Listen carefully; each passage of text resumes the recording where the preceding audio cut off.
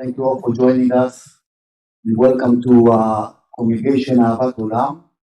And for those who first-timers, we like to call ourselves the Shul at 1600. So welcome. Kibbutz Magen was founded in 1949, less than a year after the State of Israel was declared. It is one of the first communities to root in the Western Negev. The area was claimed by young Jewish pioneers, Sabras, and new immigrants from Romania. Kibbutz Magen's forefathers and mothers chose the name Magen, meaning shield in English, to represent their role in the shaping of the new state. The two groups exemplified what would become of Israel, an egalitarian society that welcomes diversity and solidarity. The community's elders claim that their success as a community lies in their solidarity and cohesion as a collective, even in the 21st century. On October 7, 2023, 50 Hamas terrorists headed to the kibbutz with one goal: to kill, kidnap, and rape as many Jews as possible. As the bloodthirsty terrorists arrived at the kibbutz, they were met by the brave and ferocious Gitat Konenut, the ready unit, prepared to protect their community with their lives. After long hours of face-to-face combat, the ready unit prevented the terrorists from entering the peaceful community. Two kibbutz members were murdered. The kibbutz executive branch suffered a devastating blow. The community manager was kidnapped to Gaza with her children. A kibbutz member was kidnapped with her spouse while staying at another kibbutz. The community members were locked in the safe rooms for 24 hours and long hours until the Israeli military declared the kibbutz compound free of terrorists. The shattered and traumatized community was displaced to a hotel in the Dead Sea for 6 months. Looking to the future is the only thing left to do for Kibbutz Magen. As they rise from bereavement and despair, they are turning the tables on their narrative. We are fortunate to have with us today 3 members of Kibbutz Magen. We have Sharon Younger, Gilad Blank, and Alon Madar, who will offer insights and perspectives on community resilience and a hopeful horizon. Sharon, Gilad, and Alon. Thank you very much, Idan. Hello, everyone. Everyone here, everyone at home. Better? Yeah, I think this is better. Close as you can. Yeah. I'll eat it. Eventually. So thank you for having us and welcoming us to your community and opening your doors to us. We will introduce ourselves shortly. My name is Alon Madar. Contrary to what was written, I am not a kibbutz member. I've been working with the kibbutz since October on their rehabilitation efforts. This was a new world for me, and a little bit about that later on. And what we're doing in North Andover today and in Boston and this week at all is reaching out to new friends and new partners doing community building. We believe that what we've gone through in the past 8 months has taught us a lot of lessons and insights on community resilience and building or rebuilding our community's resilience. And we feel that since we're all fighting the same fight of de-legitimization and antisemitism, the lessons that we've learned and our takeaways from the past 8 months could probably or possibly help you in your difficult and challenging circumstances as you're appearing in the past few months. And that's what we came here to do. So my name is Alon Madar. I am the development professional working with Kibbutz Magen. Hello, my name is Gilad. I am 40-year-old. I'm a single. And I have 2 titles in the kibbutz. First, I'm the chairperson, and the second title is head of the community. Hi, my name is Sharon Younger. I was born and raised in Kibbutz Magen.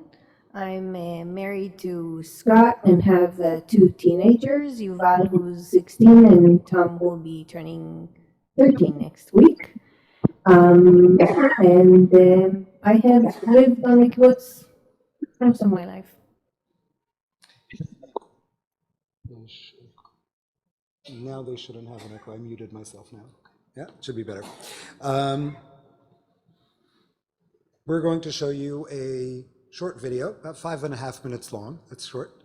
That will open up Kibbutz Magen to you so you can understand us and see some of our members aside the ones that we are here. So this is an English-speaking video, so you won't have a problem with translation.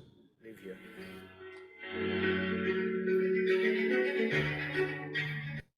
We always hope and we are optimistic about the future, and if we weren't optimistic, we won't live here.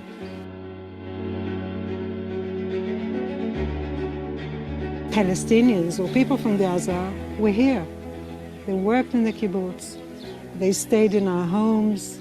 We knew their families. They were like members of our family. From 2007, when they were not allowed to come and work in Israel anymore, we worried about them, about their welfare, and we were busy trying to help them. We sent food to Gaza, toys for the children, anything we can do. And it was really frustrating that people who were like members of our family are not allowed to come and work with us and stay with us. In October 7th, it was a holiday in Israel, Simchat Torah. My son, who doesn't live on the kibbutz, came with his family. He came to be with us for the holiday. October 7th, 6:30 in the morning, we all woke up to a very unusual attack and launching of rockets. And I immediately sent a message to everyone, lock your houses, and we're waiting for the army to arrive. It was horrible. It was horrific. There's no other way to convey the fear and the worry. It was a death threat, and my wife said goodbye to the kids and sent them all the bank accounts. By all means, all hell broke loose outside. Gunshots and rockets and explosions and war. It was a war zone. The army arrived at 2:30 and we were allowed to leave the safe room, not our houses, around 4:30 after the kibbutz was declared safe. The army came and said, you have to go. You have an hour. Pack whatever you can. This was one of the worst experiences I could never imagine I will have to face. Being evacuated from home, like refugees, getting close from strange people. I was sharing one room with my husband and my two teenagers for 2 months. Everybody with the same look on their face, something between being half dead and helpless. So it wasn't a coincidence. The squad was ready. They're heroes by all means. They prevented the terrorists from getting into the houses, and that's why we're sitting here and talking about it.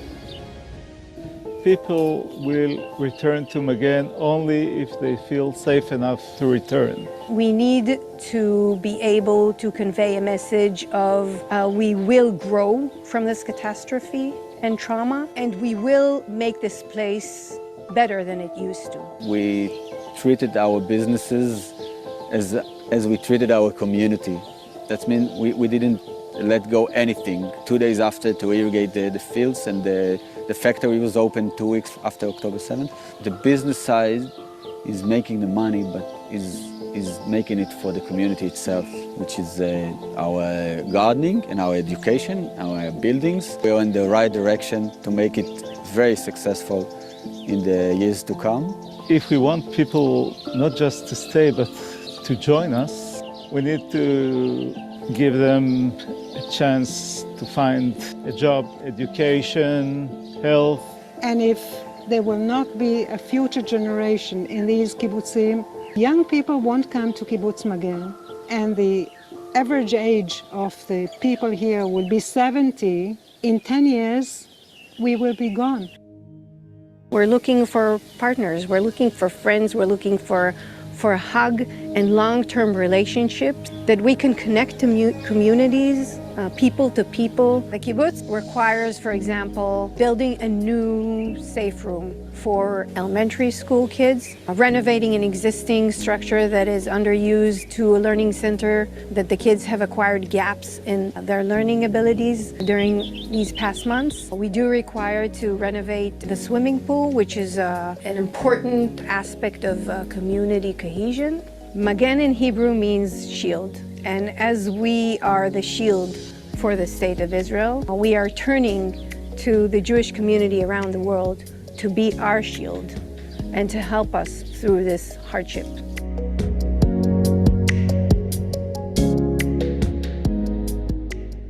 Uh, 450 people live in Magen, call it their home. The composition of the population is pretty much a third children up to the age of 18, a third adults up to the age of 60, and another third from the age of 60 and up. The name Magen means shield in English, and that was the reason the name was chosen, which is kibbutz sites, of the community sites, duty and its role in shaping and protecting the new state. In 2023, the kibbutz finalized what is called a privatization process, which is the kibbutz changed its financial model from an entirely collective model, which means your income is being put into the kibbutz and everybody shares the same income. It privatized itself. It's called renewed, itchadshut, and the members now earn their own money. They keep their own money, but they still manage a communal life where the kibbutz provide them services needed, and of course the community life that come with it. The kibbutz has 4 different industries that generate its income. And I think that that's enough for the dry details. I'm going to hand it over right now to Gilad, and we're going to fix the video here.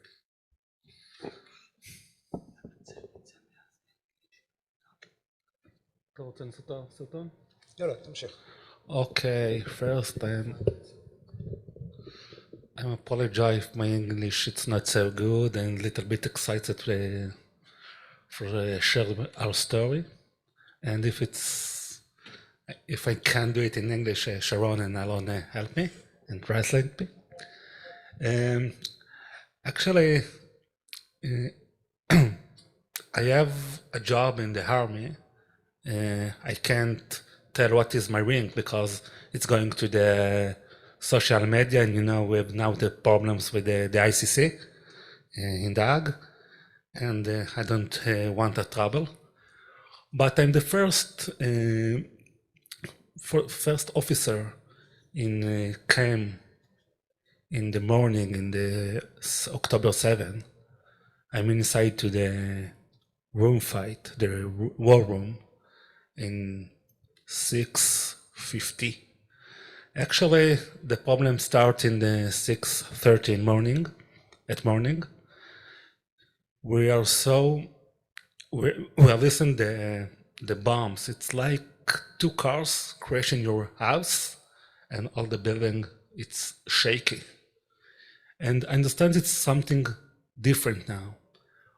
We know all the time we have a problem with Hamas, but it's a rockets, and okay, 5, 10, 20 rockets and finish. And this morning we are feeling it's something different.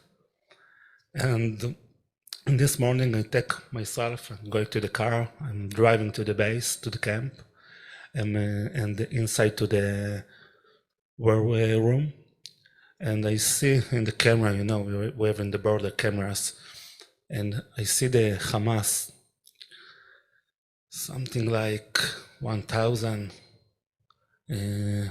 people, terrorists, blow up the tents and cross the border. And the kibbutz inside to the shelters, to the safe room, and the security team, the red unit, go to the hill. We have a hill in the kibbutz. Alon, maybe you can put in the picture. Okay, and in the hill you can see all the border in Gaza. It's 4 kilometers. This is the far from the border, and we are waiting to the Hamas. We know the Hamas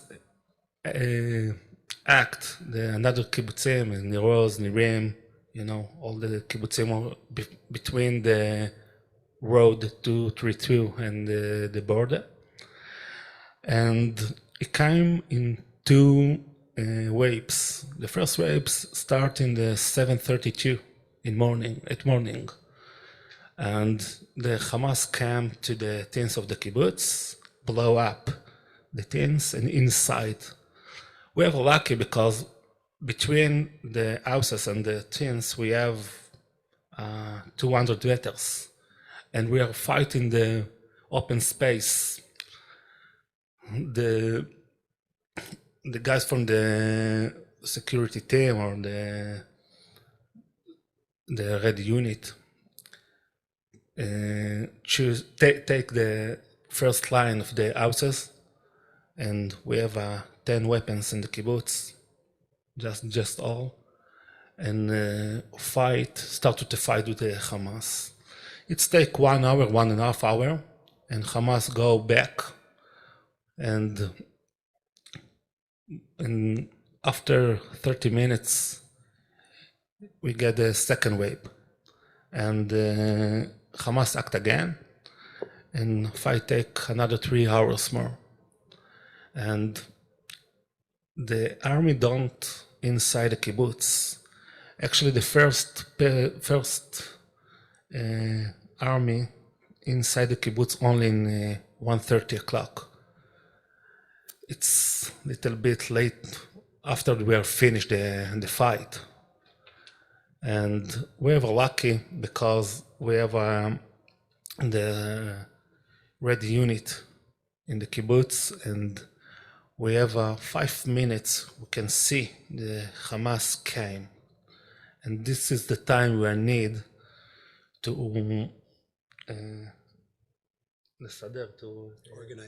organize the people and send to the people in the kibbutz inside to the safe room.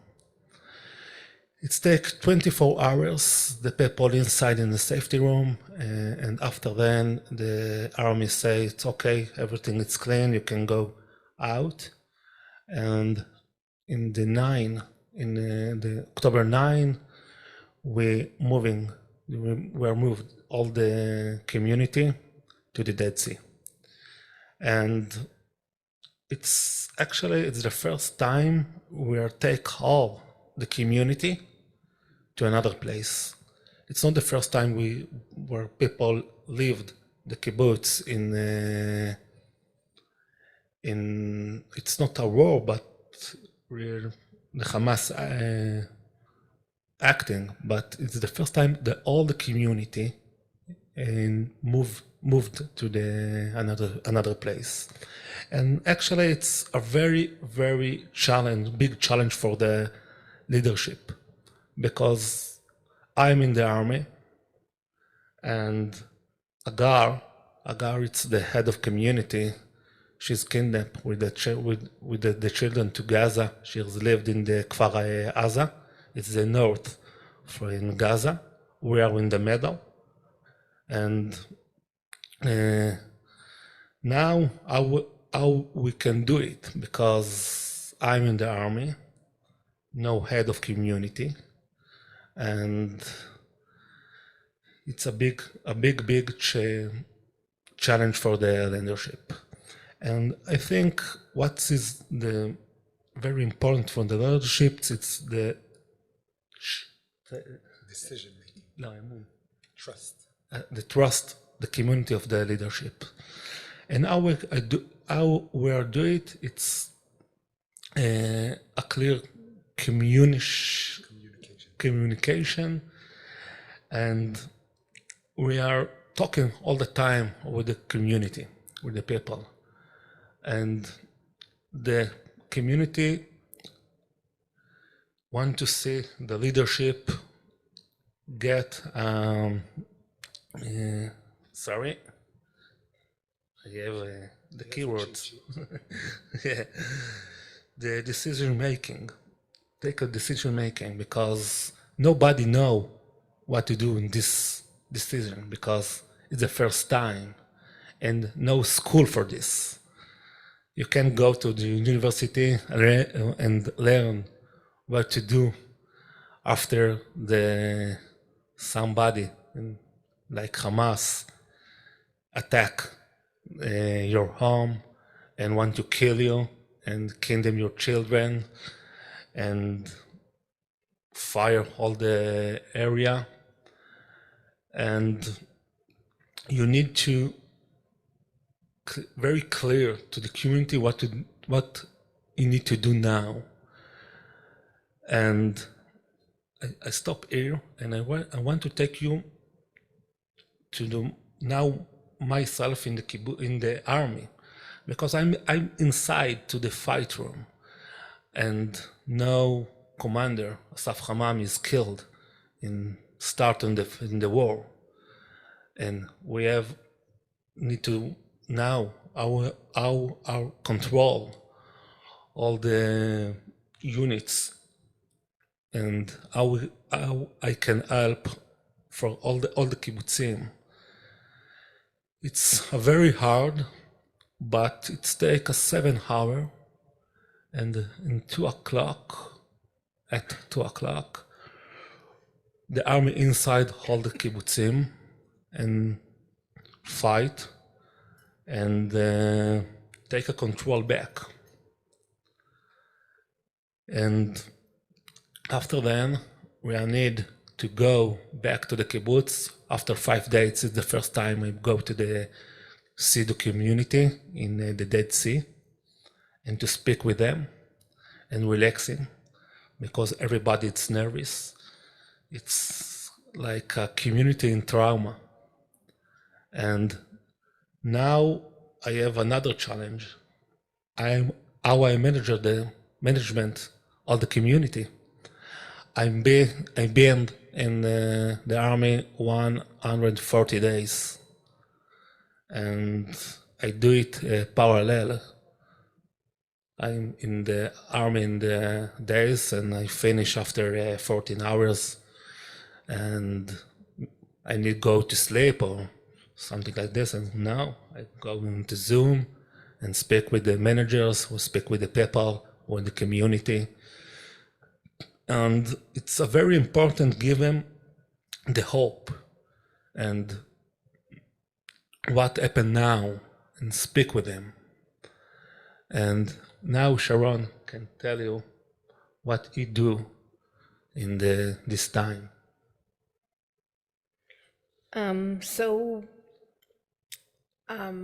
Obviously I was on the kibbutz during the Hamas attack on October 7th, and I was with my teenage daughter. My son, since it was Simchat Torah, was sleeping at my sister's house, which is 20 minutes south of the kibbutz.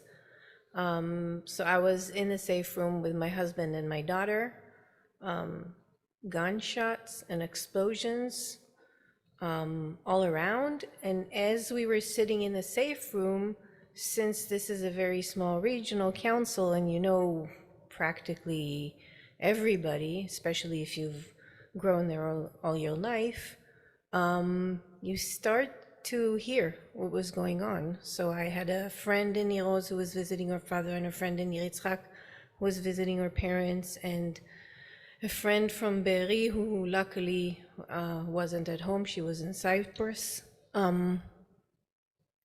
And you start to get a vague picture of what was going on, and it's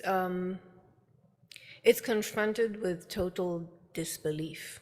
So I, until this week, refused to have a TV in the safe room. It's my son's room, and last week I installed one. So I had no communication apart from Wi-Fi. So my daughter is on TikTok, So she's showing me videos of Hamas terrorists in Oz. I recognize the past, I recognize the houses. I see the footage from the pickup trucks in Sderot, and the feeling is of a Hollywood movie. This is not real. This can't be happening. This can't be true. We were promised we're protected. This can't happen. In the aftermath of October 7th, I volunteered to be in charge of the evacuation plan. And as the person responsible for the execution of the evacuation plan, and there is an evacuation plan, it's called Wind Breeze, Mashav Ruach, and it's basically a municipal evacuation plan that has been implemented before. Gilad mentioned it. And it's a pre-established protocol to facilitate a safe and orderly departure or evacuation from the region. So until October 7th, it was voluntarily, mainly families like myself, which I promised my son that we will evacuate the area.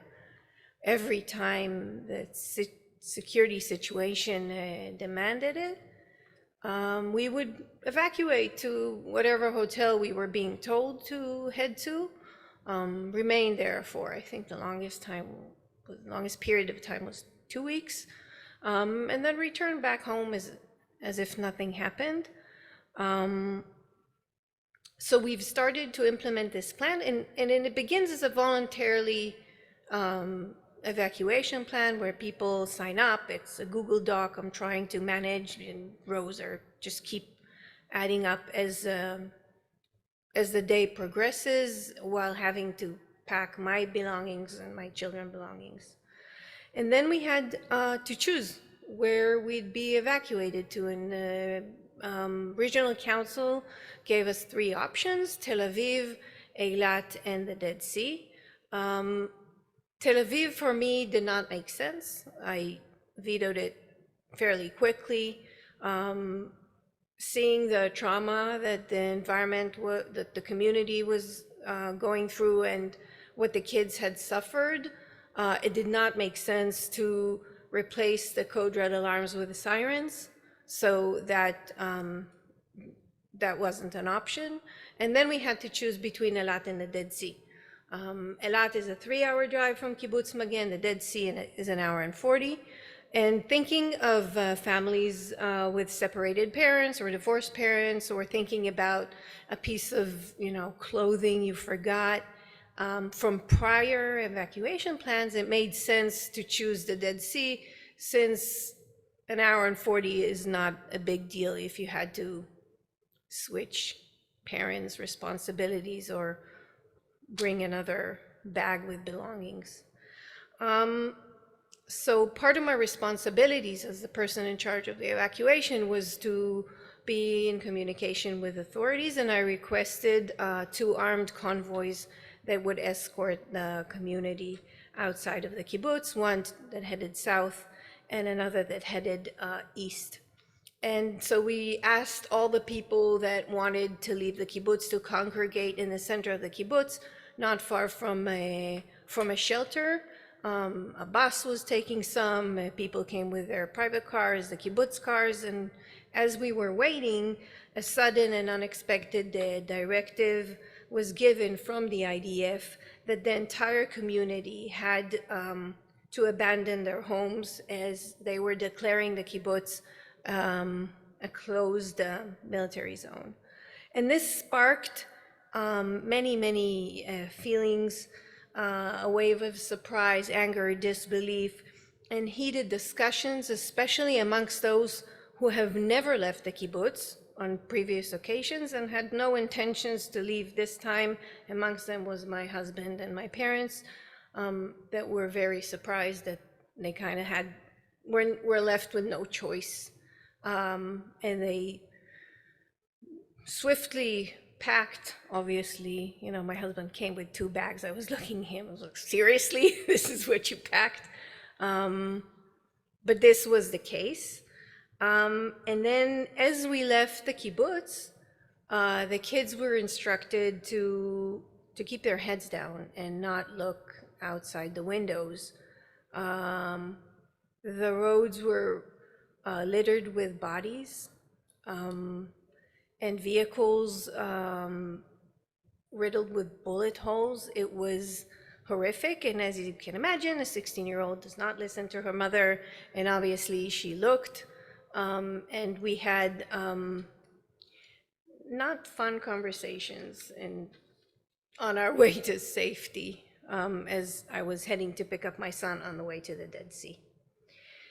So despite the abandonment by authorities, we found in the Dead Sea solace and support in the remarkable hospitality of the hotel staff and the outpouring of volunteers. So as we arrive to the Dead Sea, we meet an amazing network of caregivers, dedicated professionals that just woke up in the morning, drove their car to the Dead Sea, and just entered the hotel and said, what I can do, well, what can I do to help?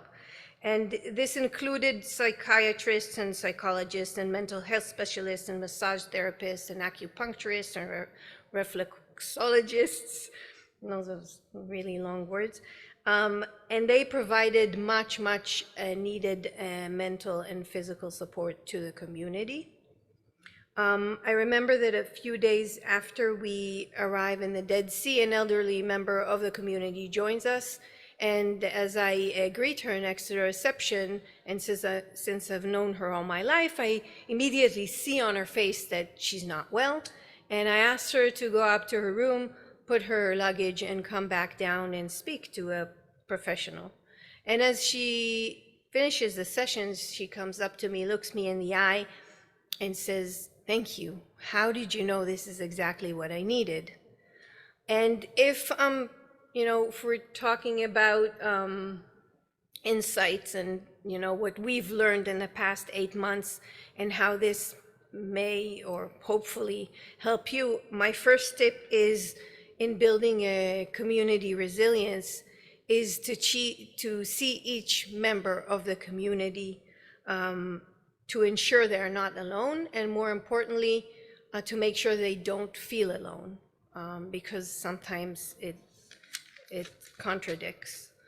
So living in a hotel presented many challenges, and we basically tried to replicate what the community knew and was familiar with from the kibbutz to the hotel. But the most important thing that people lost was lack of control of their lives. So we were evacuated from our houses and from our homes. We were living in a hotel in very small rooms. We were being served food we did not prepare. We were having our rooms cleaned and our laundry washed. And Gilad and myself had numerous of conversations with the hotel management and owner, explaining to them that we are not guests. We are residents in a hotel. And it took the hotel staff quite a while to let go of that level of service they're accustomed to, and just to understand it was something different. So we've requested to enable the community to take food out from the dining room and choose where they want to eat their meal, whether in their rooms or in other public facilities and spaces in the hotel. We've requested the members will be allowed to clear the dishes from the table once they're finished with their meals, and do our laundry. Choosing the fragrance of your laundry detergent and the conditioner goes a long way in a sense of home, in a sense of normality. So my second tip would be that building resilience through gaining back control and independence of each individual member. It may seem insignificant, but goes a very long way. So we said we have a community of 450 members, a third of which are children, a third of which are elderly. And obviously these are weakened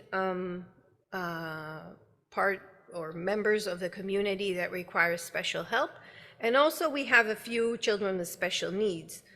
And something I had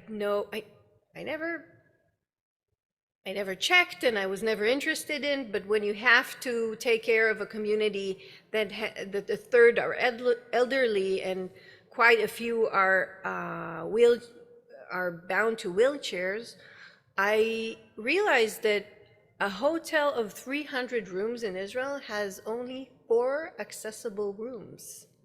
And that is apparently normal and okay by the authorities, but for us it presented a big issue.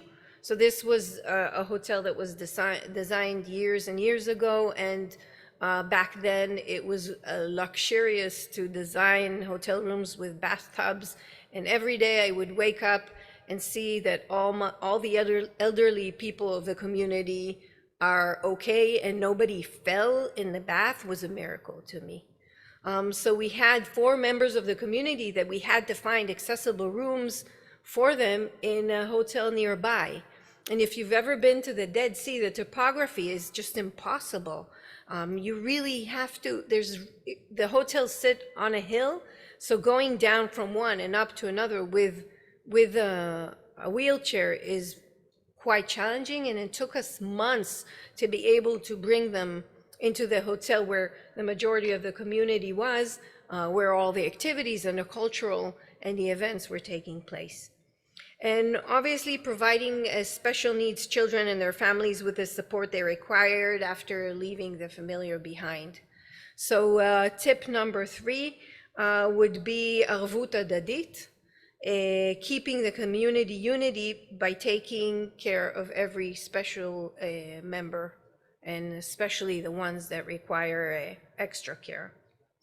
So I'm fast forwarding a few months of, our time is short and we can't go into all the details. February, after the army declares it was safe to go back to Kibbutz Magen, the community decides to start planning their return home. And in parallel, the state, the country, encourages people to go back. Some would say bribing them to go back home. And in March, 60% of the community of Kibbutz Magen are returning home. Now, if you've ever seen the Gaza envelope, there's a road that actually divides it from north to left. It's called the 232 road. And Kibbutz Magen is the only kibbutz west of 232, so between that road and the Gaza Strip, that has returned in the Eshkol Regional Council. And the decision to return, we said we have a third of the population who are children, and the decision making of whether to return now or later is affected by the decisions of other families in the community. It's kind of like a domino effect. So if you have a child that none of his friends and peers are in the Dead Sea, you may change your decision and come closer to where your kids' friends are. And this is the reason why families like myself have decided to stay in the Dead Sea, and I'm currently still living in a hotel room until the end of the school year. And again, we're doing crazy things for our kids. This is definitely high ranking in my list. So tip number 4, and it's my final tip, is to remain agile.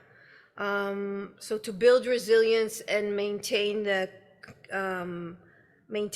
unity of the community, you constantly have to map the challenges you're facing, find very creative solutions, and yet be prepared to change them as they're being executed, because you never know what curveball you're going to be heading your way.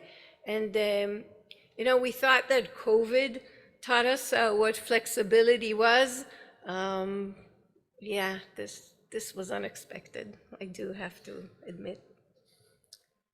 Kibbutz Magen, it is a story about the behavior and the hope. And actually in the October 7th, the community is safe because we have a very good people, the very behavior of the people, and we won the Hamas. And now we are building the community, and I'm sure we do it bigger, stronger, and more beautiful. And I want to feel it like it's a different story because it's a hope story.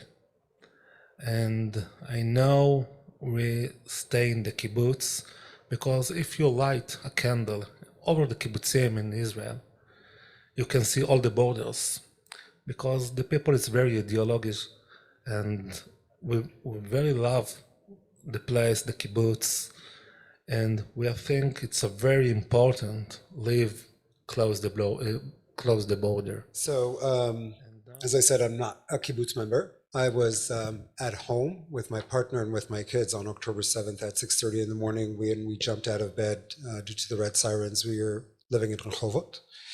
And it was pretty obvious from whatever was going on the TV screen, which is probably what you all saw as well at the same time, that something is horribly wrong and life is never going to be the same after that.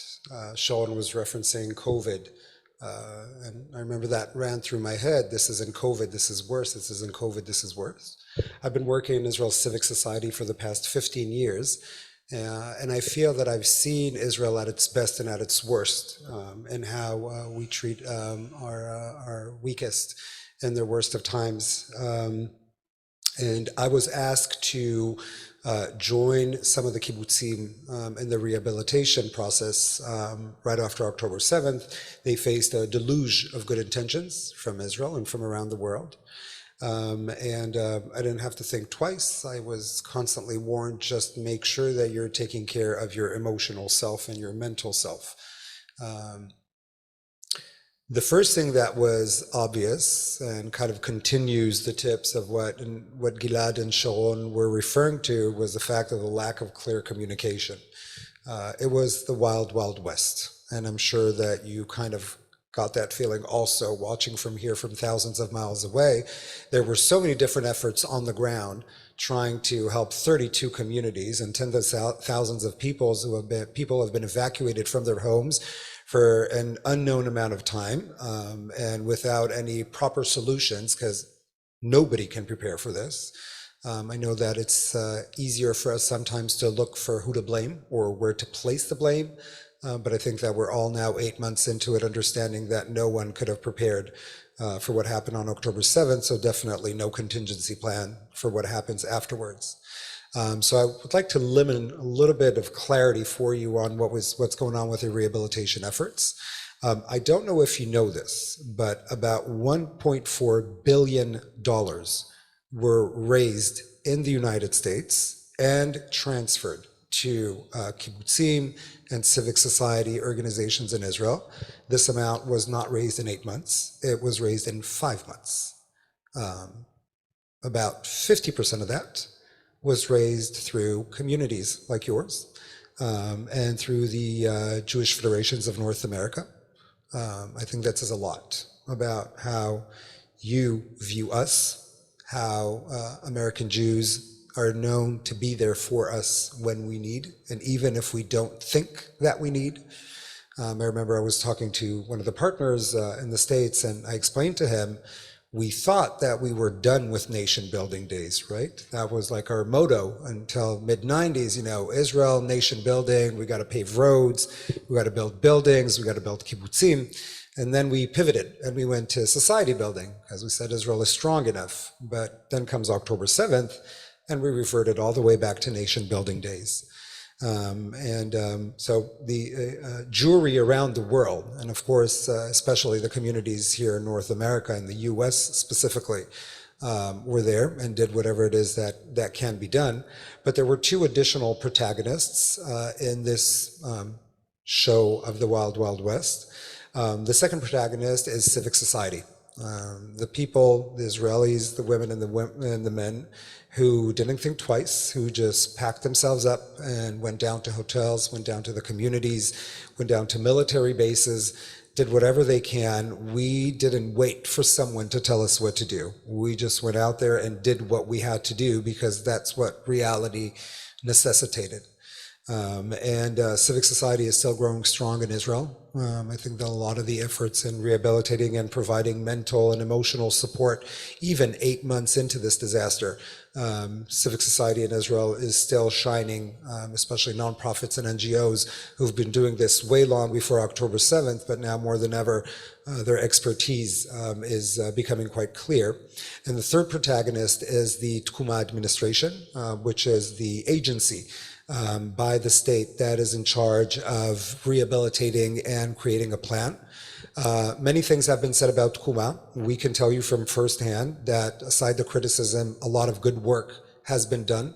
The right people are in the right place. Like I said, there's nobody who could have given a user manual to anyone and tell them, follow these instructions when you go to rehabilitate 32 devastated communities and tens of thousands of misplaced people, while at the same time there's another front in the north that the state has to deal with also. So that's kind of a lot. But there is a plan. There is a 5-year plan that has been constructed. It should be approved within the next few months. And it also has a hefty amount of money next to it because rehabilitation needs money also. How is this going to pan out? What is the Gaza envelope going to look like in a month, in 5 months, or in a year from now? Nobody really knows. What we do know that the headlines and the titles that we were sticking to in the first place, where we needed to strengthen ourselves and strengthen you, we will rebuild, we will eradicate, we will wipe out. Now we understand that life is a little bit more complicated than that. And I think that we all understand that it's not the time to criticize, it's not the time to judge, it's the time to work together and hopefully bring this calamity, which is still active, to an end so we can heal and that we can look into, hopefully, a better future for all of us. So we would like to thank you very much for your time, and we're now open to questions, should you have any.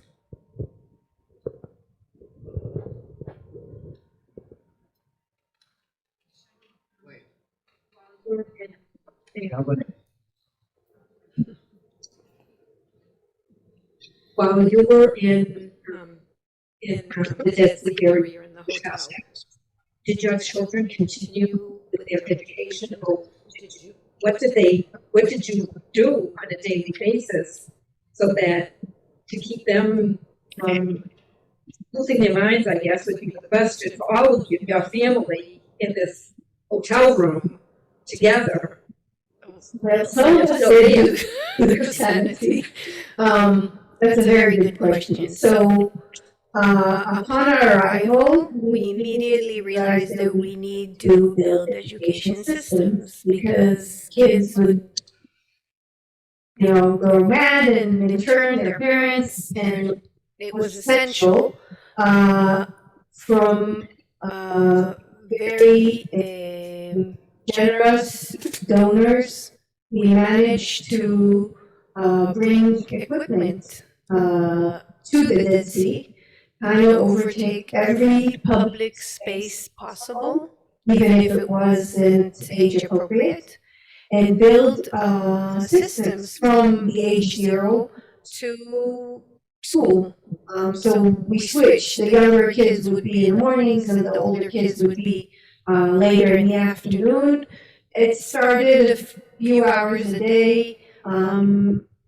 At first, parents would not leave their kids and would be with their kids by their sides.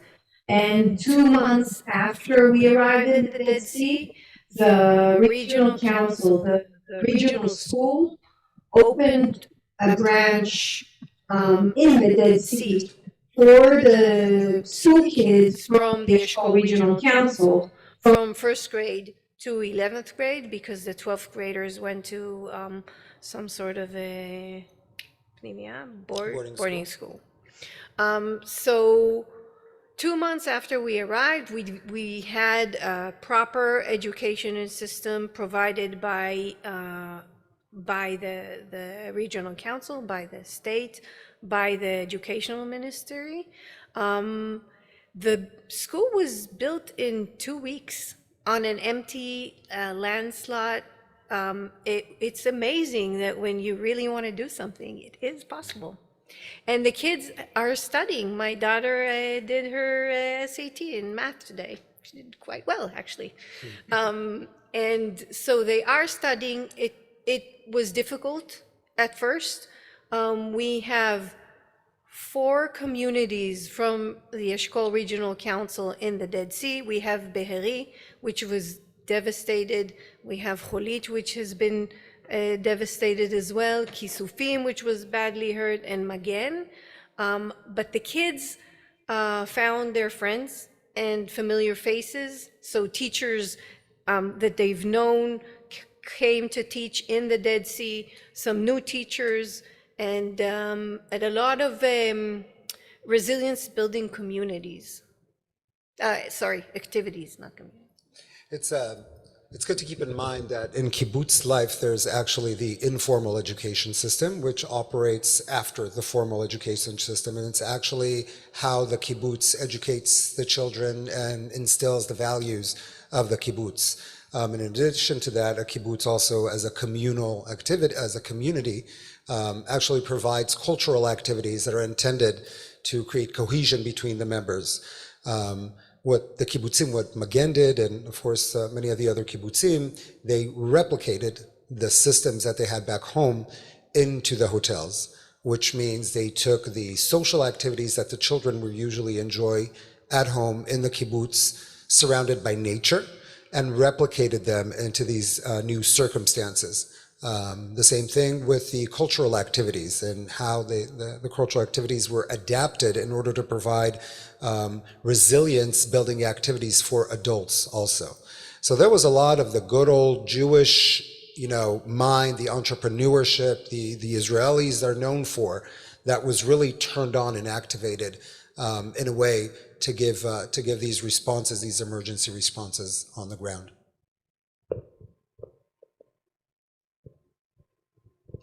Questions?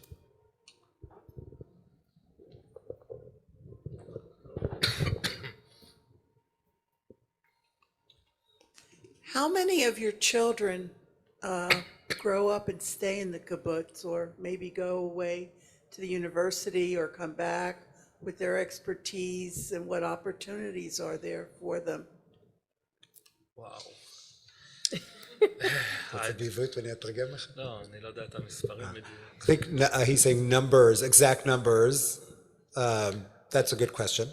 In regards to numbers. הקיבוץ גדל בעיקר על בסיס הבנים שחוזרים אחרי לימודיהם. But part of the way that a kibbutz, the community grows naturally, is because the younger generations return. So they go to the military service, they'll go, do their long trip in India after the military service, go undergrad school or grad school, and once they're done with that and they're ready to prepare life ahead as adults, that's when they start returning to the kibbutz, and the kibbutz is there to welcome them with open arms and housing and hopefully employment opportunities. But that's how the kibbutz usually grows. It's more about how the younger generations return instead of bringing in new families. I think that that's going to change now, though. Yeah. I think that what the kibbutzim now are understanding is that they have to grow. The population has to grow exponentially for various reasons. To take weaker communities and strengthen them, but then at the same time to just make all of us understand that this region, this geographic region, which was looked at externally, you don't hear people moving to the Otif usually, but now everybody's understanding that they might have to think about it. I know this sounds kind of crazy, but one of the kibbutzim, Kibbutz Holit, actually accepted 4 new members a month ago. So people are still looking to migrate to the Otef and build their homes there. What preparations have they made for better security in the whole area? As far as the army or permanent type of security? The army job. מה הם עשו אבל? איזה הכנות הם עשו? עכשיו, אחרי השביעי. we have a more army now in the area. It's, פי 3. Yeah, there's a 3-fold military presence in the area now. And we are different, saving the things in the kibbutz, put our cameras and it's like a camera. And There's a new digital system that's being installed on the kibbutz fence. But it's not only about what the army is doing. it's the people feeling. It's about the safety feeling that people have. And that is a process. It's not something that changes overnight. It's a mental process. It's a mental process. The management is working towards assisting members in feeling safer at home. From my experience, I can tell you that the first times I spent the weekend home, I was stressed as a bunny. It was awful, and that you have to understand that this is not over. The sound effects of war are very much present every day. There are nights that you can't sleep because it's so loud. And it was a process. So initially I went to sleep with my son in the safe room first because he was too scared to sleep alone, and it was very comfortable for me to sleep in the safe room. And gradually, as you return weekend after weekend, the abnormal becomes normal. And if that makes sense, because it's not normal, okay? By all means, it's not normal to leave there with the sound effects, but the stress levels are going down. The feeling of home gradually returns. So the mental state of feeling secure is a process, and it will take time. Also, I'd like to add that it was very easy for all of us to focus on how strong Israel has grown in the past decades. But I think that the current situation, and please, we cannot forget what is going on in the north of Israel. We are a state at war from both sides. There's no running away from it. We don't talk much about what's going on in the north because there's so much, of our attention that can be focused on one thing. But what's going on in the north is at certain point or certain instances might be even worse because they're not getting any support at this time because we're so focused on what's going on the Gaza border and the war there. And we will have to deal with that. That will, turn around and come us biting in the tochas. Sorry, I'm in a house of worship. I don't know if I can say that. So we just have to keep that in mind, that thinking that Israel is forever safe and secure, and that, nothing bad can ever happen to us, and that we will overcome everything, that's just not life. That's just not reality.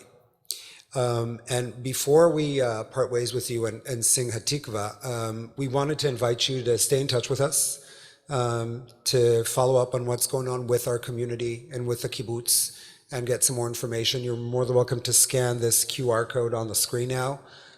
It'll pass you on to a landing page where you'll be able to read more about the kibbutz and leave us your name and your email, and we'll be more than happy to communicate with you as time passes by. Like I said, our point of being here is to meet you, is to look you in the eye and say, hello, family. Family is supposed to keep in touch, not only when hits the fan, but also when things are good, and to plan a good future. So Wow. thank you very much. First of all, welcome to Boston. I think we are the first stop, right? Second. Okay, second. Nearly. Wow. Thank you so much for all you do. It's unbelievable. You guys, unbelievable. And we totally support you for everything you do. You have a family here in Congregation Ahavat Olam. So I want to thank Sharon, Gilad, and Alon. Thank you so very much for coming and share with us Kibbutz Magen and what took place. And we hope for a quick rebuild of the kibbutz and the mental aspect of it and the security. And thank you, and Miri as well, and Miriam Berkovitz, who did this connection for us. This is not something that we take for granted or lightly, especially on such a short notice. And you might have been also saturated or well saturated with stories and visits about October 7th. So we really appreciate the fact that you were willing to open your congregation to us. Thank you. Thank you very much. So, and also thank you to our friends on Zoom that joined us and our friends here. We will conclude with Hatikva, Israeli National Anthem. Please rise as you're able.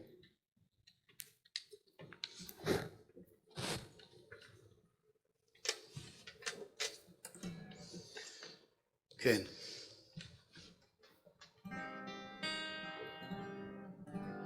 כל עוד בלבב פנימה נפש יהודי הומיה ולפתי מזרח קדימה עין לציון סופיה עוד לא אבדה תקוותנו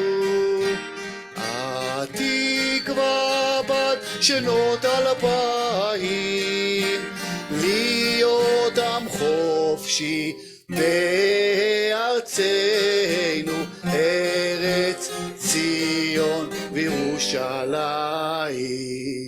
להיות עם חופשי בארצנו ארץ ציון וירושלים.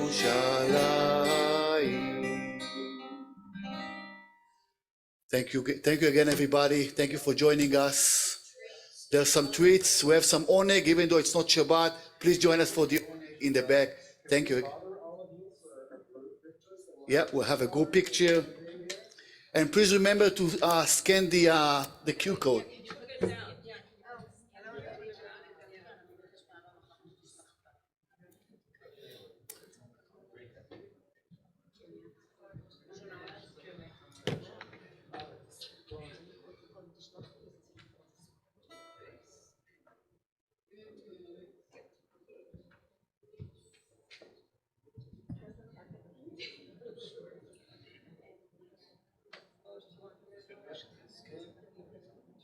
And we're going to also share with you the information on social media with the few.